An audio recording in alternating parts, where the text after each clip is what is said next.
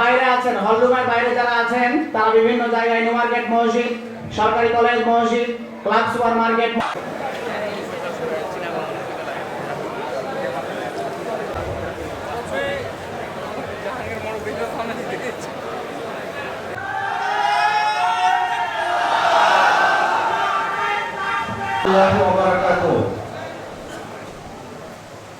সম্মানিত আজকে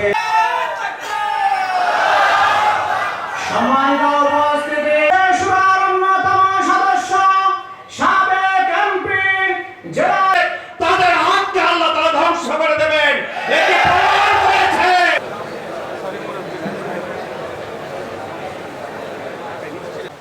এখানে উপস্থিত আছেন সাংবাদিক বন্ধুগণ। 15.5 বছর পর এই হলে আমরা প্রোগ্রাম করার সুযোগ পেলাম।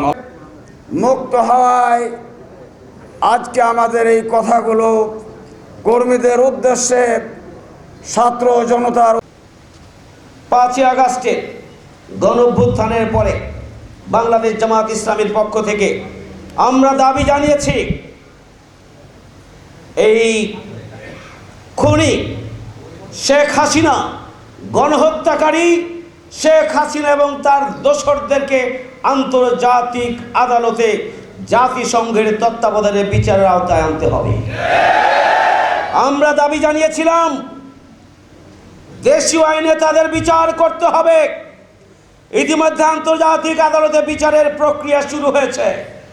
ইতিমধ্যে বাংলাদেশে ট্রাইব্যুনাল পুনর্গঠন করে শেখ হাসিনা খুনি এবং তার সন্ত্রাসী বাহিনী আর দোসর যারা শেখ হাসিনাকে খুনি হিসেবে প্রতিষ্ঠিত করেছিল, সহযোগিতা করেছিল, তাদেরকে বিচারের আওতায় নিয়ে আসার জন্য আমরা অন্তর্বর্তীকালীন সরকারকে অভিনন্দন জানাই।